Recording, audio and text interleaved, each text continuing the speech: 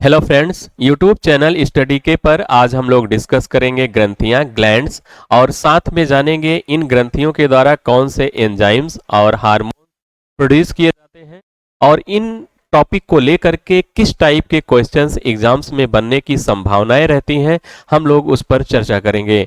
हम लोग जैसा कि जानते हैं कि सजीवों का निर्माण या सजीवों की सबसे छोटी इकाई कोश के रूप में कई कोशिकाएं मिलकर या टिश्यू का निर्माण करती हैं। कई टिश्यू मिलकर के एक अंग का निर्माण करते हैं, कई अंग मिलकर के एक शरीर का निर्माण करते हैं। हम कह सकते हैं ग्रंथियों के बारे में कुछ ऊतक या अंग विशेष प्रकार के रसायन, कुछ ऊतक या अंग ऐसे हैं जो विशेष प्रकार के रसायन जैसे एंजाइम एंजाइम और हार्मोन्स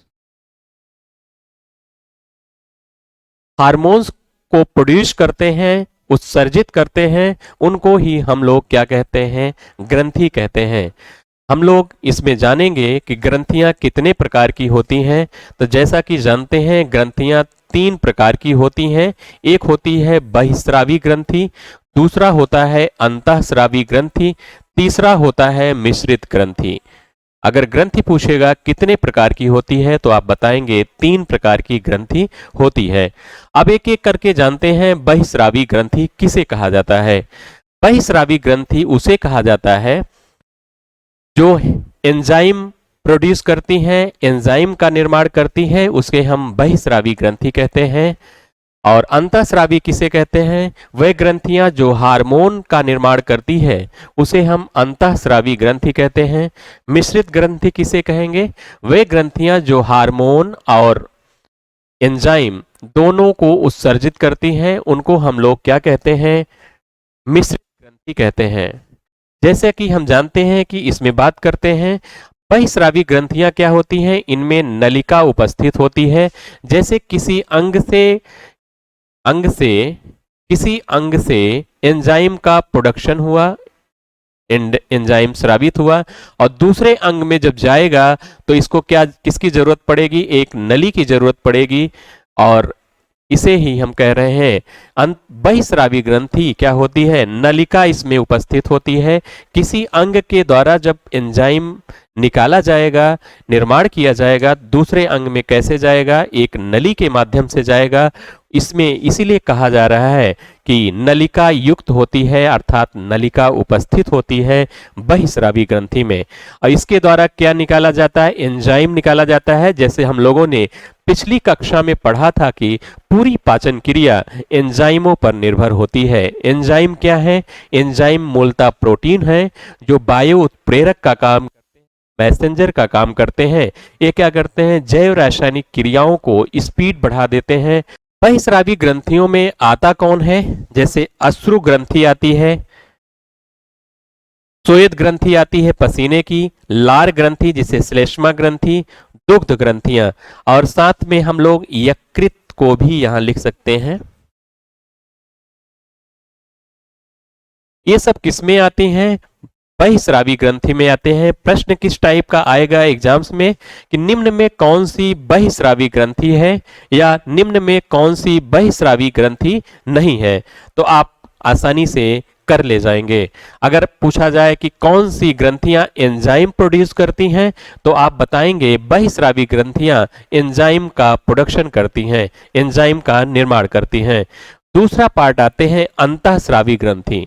अंतःस्रावी ग्रंथि नलिका इसमें उपस्थित नहीं होती है, अर्थात यह अंतःस्रावी ग्रंथि जब हार्मोन का उत्सर्जन करती है, उसका निर्माण करती है, तो अंतःस्रावी ग्रंथि क्या करती है? उस हार्मोन को सीधे ब्लड में मिला देती है। उसे नलिका की आवश्यकता नहीं होती है, नली की आवश्यकता नहीं होती है। तो हम कह सकते हैं इसमें नलिका अनुपस्थित होती है और इसके द्वारा क्या किया जाता है? हार्मोन का निर्माण किया जाता है। जैसे प्रश्न आएगा कौन सी ग्रंथि हार्मोन का निर्माण करती है, तो आप लोग क्या बताएंगे? अंतःस्रावी ग्रंथि हार्मोन का निर्माण करती है। अंतःस्रावी ग्रंथियों में कौन कौन आता है?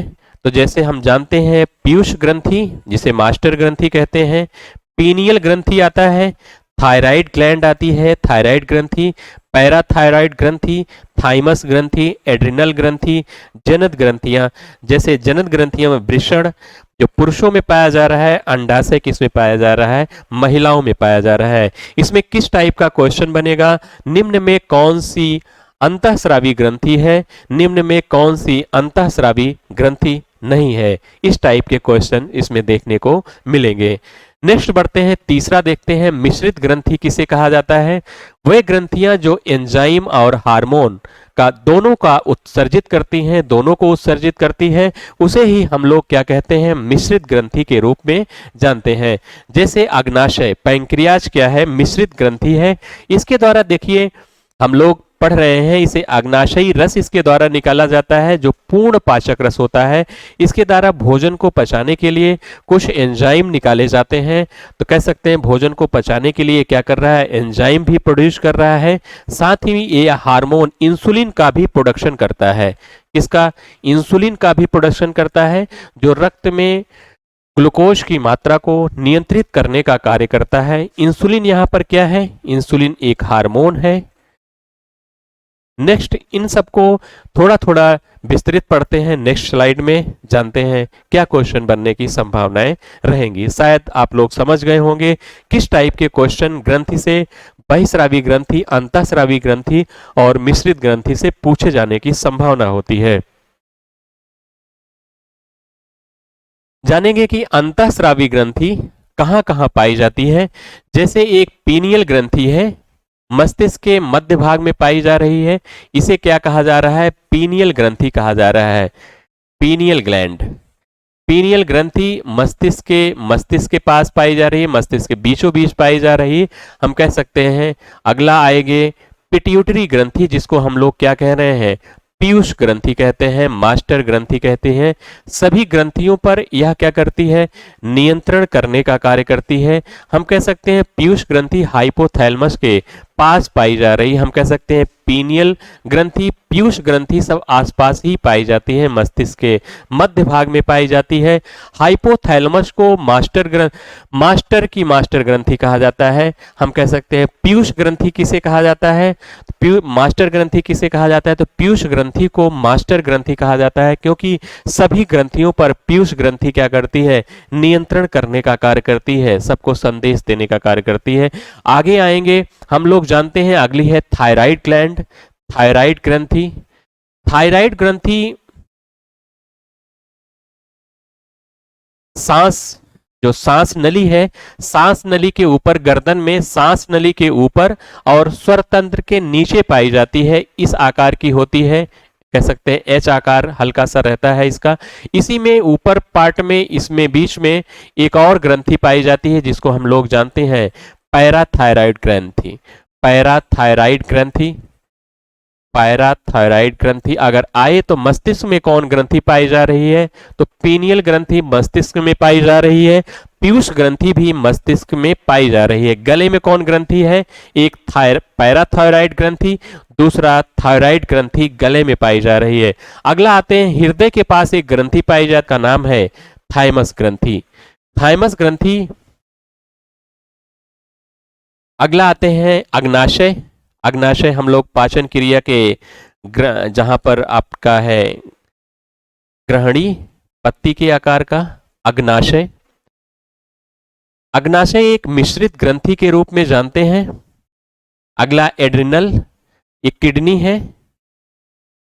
किडनी के ऊपर एक ग्रंथि होती है, इस किडनी के ऊपर भी, जिसका नाम देते हैं, दो किडनियां होती हैं, दोनों किडनियों के ऊपर एक एड्रिनल, इधर भी एड्रिनल ग्रंथि होती है, जिसको हम लोग आधिवृक्क ग्रंथि भी कहते हैं, एड्रिनल ग्रंथि। एड्रिनल ग्रंथि कहाँ पाई जाती है, किडनी के ऊपर पाई जाती है एड्रिनल ग्रंथि, और इसके आगे जनन ग्रंथियां पाई जाती हैं। महिलाओं में इसे हम लोग क्या कहते हैं, अंडाशय कहते हैं, महिलाओं में अंडाशय। और पुरुषों में क्या रहता है, पुरुषों में अंडाशय, महिलाओं में, पुरुषों में वृषण पाया जाता है, वृषण पुरुषों में होता है। हम एक एक करके पढ़ेंगे, इसमें किस टाइप के क्वेश्चन बनेंगे। इन ग्रंथियों के द्वारा कुछ हार्मोन्स निकाले जाते हैं। हम बात कर रहे हैं अंतःस्रावी ग्रंथि की, कि अंतःस्रावी ग्रंथि कहाँ पाई जाती है, कौन कौन सी ग्रंथियां हैं, इसके बारे में जाने। हम जानेंगे कि इन ग्रंथियों के द्वारा प्रमुख हार्मोन कौन कौन निकाले जाते हैं, जिनकी एग्जाम्स में पूछे जाने की संभावनाएं रहती हैं। नेक्स्ट बढ़ते हैं, हम लोग एक एक ग्रंथियों को पढ़ेंगे। इसमें क्या क्वेश्चन बनेंगे। पीयूष ग्रंथि या पिट्यूटरी ग्लैंड कहते हैं, यह कहाँ पाई जा रही है, मस्तिष्क के मध्य भाग में पाई जा रही है। हम लोग पिछली स्लाइड में जाने ही हाइपोथैलेमस के पास पाई जाती है। इसे मास्टर ग्रंथि कहा जाता है। क्या कहा जाता है, मास्टर ग्रंथि कहा जाता है। क्यों कहा जाता है मास्टर ग्रंथि, सभी ग्रंथियों पर यह क्या करती है, नियंत्रण करने का कार्य करती है। नियंत्रण कैसे कार्य करती है, जैसे यह पीनियल ग्रंथि को कहेगा कि आप उसको भूख लगेगी, भूख लगना या उसे निद्रा लगना, भूख लगेगी तो पीनियल ग्रंथि को यह संदेश देगा कि आप क्या करिए, मेलेटोनिन हार्मोन प्रोड्यूस करिए, क्योंकि उसको भूख लगी है। तो यह ग्रंथि क्या करती है, संदेश देती है सबको। इसे क्या कहा जाता है, यह ग्रंथि मानव शरीर की सबसे छोटी ग्रंथि कहा जाता है। जिसे सबसे बड़ी ग्रंथि मानव शरीर की कौन सी सबसे बड़ी ग्रंथि है, तो यकृत को सबसे बड़ी ग्रंथि कहा जाता है। ये मानव शरीर की सबसे छोटी ग्रंथि है, पीयूष ग्रंथि है। इसके द्वारा कौन कौन से हार्मोन निकाले जाते हैं, इन पर हम बात करते हैं। यहाँ से क्वेश्चन बनते हैं। इसके द्वारा एक फेमस हार्मोन निकाला जाता है जिसको कहा जा रहा है सोमैटोट्रोपिक हार्मोन, एसटीएच हार्मोन या वृद्धि हार्मोन, या इसे ग्रोथ हार्मोन के नाम से जानते हैं। इसे और किस नाम से जानते हैं, वृद्धि हार्मोन के नाम से जानते हैं, या ग्रोथ हार्मोन कह सकते हैं। जैसे ग्रोथ हार्मोन या वृद्धि हार्मोन कौन सी ग्रंथि निकालती है, तो आप बताएंगे पीयूष ग्रंथि, पिट्यूटरी ग्लैंड निकालती है। यह हार्मोन क्या करता है, शरीर की वृद्धि एवं विकास करता है। यह हार्मोन क्या करता है, शरीर का वृद्धि और विकास करता है, इसीलिए इसे नाम दिया गया वृद्धि हार्मोन या ग्रोथ हार्मोन भी इसे कहा जाता है। इसकी कमी से कौन सा रोग हो जाता है, इस पर बात कर लेते हैं। जैसे इसकी जब कमी हो जाएगी, बचपन में अगर इस हार्मोन की कमी होती है तो क्या होगा, बौनापन, जो शिशुओं में बचपन में उसमें क्या हो जाएगा, कद छोटा हो जाएगा, कद छोटा हो जाएगा, बौनापन हो जाता है। बचपन में इसकी अधिकता से क्या होगा, इस वृद्धि हार्मोन की अधिकता से क्या होगा, उसकी लंबाई क्या होगी, अत्यधिक बढ़ जाती है। लंबाई अत्यधिक बढ़ जाएगी, उसे हम क्या कहेंगे, भीमकाय रोग कहेंगे। बचपन में इस हार्मोन की कमी से क्या होगा, बौनापन हो जाएगा। कमी से बौनापन बताएंगे, कमी से बौनापन हो जाएगा। अधिकता से क्या हो जाएगा, इस हार्मोन की अधिकता से बचपन में भीमकाय रोग हो जाता है। भीमकाय क्या है, लंबाई अत्यधिक बढ़ जाएगी। युवा अवस्था में, अगर युवा अवस्था की बात करें, युवा अवस्था में इस हार्मोन की कमी से क्या होगा, साइमंड रोग हो जाता है। कौन सा रोग हो जाता है, साइमंड रोग कौन सा है, लंबाई में कमी आ जाती है। एक बात क्या होती है, लंबाई में कमी आ जाती है, और कह सकते हैं दूसरा नपुंसकता आ सकती है। उसे हम लोग क्या कहेंगे, साइमंड रोग के नाम से जानते हैं। युवा अवस्था में इसकी अधिकता से कौन सा रोग होगा, अगर अधिकता से एक्रोमेगैली रोग हो जाएगा। एक्रोमेगैली क्या है, हाथ पैर क्या होगा, हाथ पैर लंबा व टेढ़ा हो जाएगा। नोट कर लें, एक्रोमेगैली क्या है, हाथ पैर लंबा व टेढ़ा हो जाएगा। कुबड़ निकल आता है, संपूर्ण शरीर पर बार निकल आते हैं, चेहरा गोरिल्ला की तरह दिखने लगता है। इसी को हम लोग क्या कहेंगे, एक्रोमेगैली कहेंगे। इस हार्मोन की अधिकता अगर युवा अवस्था में होती है तो एक्रोमेगैली रोग हो जाता है। आप लोग याद रखेंगे, सोमैटोट्रोपिक हार्मोन एसटीएच या वृद्धि हार्मोन या ग्रोथ हार्मोन किस ग्रंथि के द्वारा निकाला जाता है, तो बताएंगे पीयूष ग्रंथि या पिट्यूटरी ग्रंथि के द्वारा इसे निकाला जाता है। नेक्स्ट बढ़ते हैं, ऑक्सीटोसिन या पिटोसिन हार्मोन। ऑक्सीटोसिन हार्मोन किसके द्वारा स्रावित किया जाता है, प्रश्न में आएगा। तो आप बताएंगे पीयूष ग्रंथि के द्वारा ऑक्सीटोसिन हार्मोन स्रावित किया जाता है, प्रोड्यूस किया जाता है। यह कार्य क्या करता है? दुग्ध ग्रंथियों के द्वारा दुग्ध निष्कासन को यह क्या करता है? प्रेरित करने का कार्य करता है। देखिए, जैसे भैंस हो, इसको ऑक्सीटोसिन इंजेक्शन दिया जाता है। भैंस क्या होती है? दूध उसमें आ जाता है, प्रसव पीड़ा उत्पन्न करता है। यह क्या करता है? प्रसव पीड़ा, ऑक्सीटोसिन हार्मोन क्या करता है? प्रसव पीड़ा उत्पन्न करता है। और प्रसव के समय गर्भाशय के फैलने तथा प्रसव के पश्चात गर्भाशय के सिकुड़ने को प्रेरित करता है। या जैसे प्रसव के समय गर्भाशय फैल जाएगा और प्रसव के पश्चात गर्भाशय क्या होगा? सिकुड़ जाएगा। इसीलिए इसे ऑक्सीटोसिन को बर्थ हार्मोन कहते हैं। क्या कहते हैं? Birth hormone. याद रखेंगे, किसे बर्थ हार्मोन कहा जाता है? बर्थ हार्मोन कौन प्रोड्यूस करता है? तो पीयूष ग्रंथि। इसे लव हार्मोन भी कहते हैं। कौन सा हार्मोन? इसे लव हार्मोन के नाम से भी इसे जाना जाता है। तीसरा हार्मोन इसका है, वैसे तो पीयूष ग्रंथि के द्वारा 9 हार्मोन मुख्यतः निकाले जाते हैं, लेकिन हम लोग 3 की बात करेंगे जो क्वेश्चन में आने की संभावनाएं रहती हैं। अगला है मिलेनोसाइट प्रेरक हार्मोन, एमएसएच। एमएसएच से याद कर लेंगे इसे। यह हार्मोन क्या करता है? मिलेनिन नामक, कौन सा? मिलेनिन नामक वर्णक का निर्माण करता है, जिससे त्वचा एवं बालों का रंग क्या होता है? सामान्य बना रहता है। देखिए, कुछ समय बाद बालों का रंग क्या होता है? सफेद होने लगता है और त्वचा का रंग भी क्या होता है? दूसरे कलर का होने लगता है। तो यह हार्मोन कौन उत्सर्जित करता है? पीयूष ग्रंथि के द्वारा मिलेनोसाइट प्रेरक हार्मोन एमएसएच उत्सर्जित किया जाता है, जिसके द्वारा यह क्या करता है? मिलेनिन, यह हार्मोन क्या करता है? मिलेनिन नामक वर्णक का निर्माण करता है, जिसकी सहायता से बाल और त्वचा का रंग क्या होता है? सामान्य बना रहता है। तो आप लोग इतना याद करेंगे, एमएसएच हार्मोन किसके द्वारा स्रावित किया जाता है। नेक्स्ट बढ़ते हैं। Pineal gland. पीनियल ग्लैंड, यह ग्रंथि मस्तिष्क के मध्य भाग में, हम लोगों ने चर्चा ही किया था कि यह ग्रंथि जहां पर पीयूष ग्रंथि है उसी के पास पीनियल ग्रंथि भी पाई जाती है। प्रमुख हार्मोन इसके द्वारा कौन निकाले जाते हैं? Melatonin hormone. मिलेटोनिन हार्मोन इसके द्वारा निकाला जाता है। इस हार्मोन को जैविक घड़ी को सेट करता है, बायोलॉजिकल क्लॉक को। याद रखेंगे, यह हार्मोन जैविक घड़ी को क्या करता है?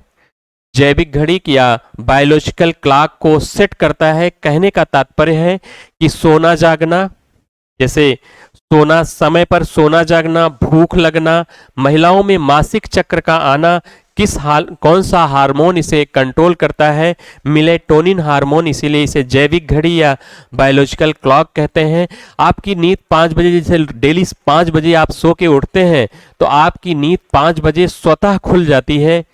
या हम कह सकते हैं सोने का टाइम आपका 11 बजे है या 10 बजे है, तो 10 बजे या 11 बजे आपको नींद आ जाती है। और कह सकते हैं आप जैसे रात का खाना 10 बजे खाते हैं तो उस टाइम आपको भूख 10 बजे कितना भी खाए रहेगी, भूख का एहसास हो जाता है। तो इसीलिए इसे जैविक घड़ी का नाम दिया गया। समय पर सोना जागना, भूख लगना, महिलाओं मासिक चक्र का आना, यही मिलेटोनिन हार्मोन क्या करता है? इसको सेट करता है। नेक्स्ट बढ़ते हैं, थायराइड ग्लैंड। ये भी इंपॉर्टेंट है। थायराइड ग्लैंड, थायराइड ग्लैंड कहाँ पाई जाती है? कंठ के समीप पाई जाती है, गले में पाई जाती है, हम लोगों ने जाना ही। यह मानव शरीर की सबसे बड़ी अंतःस्रावी ग्रंथि है। कौन सी? अगर पूछेगा सबसे बड़ी ग्रंथि पूछेगा, सबसे बड़ी ग्रंथि तो क्या बताएंगे? यकृत बताएंगे, लीवर बताएंगे। सबसे बड़ी ग्रंथि क्या बताएंगे? यकृत।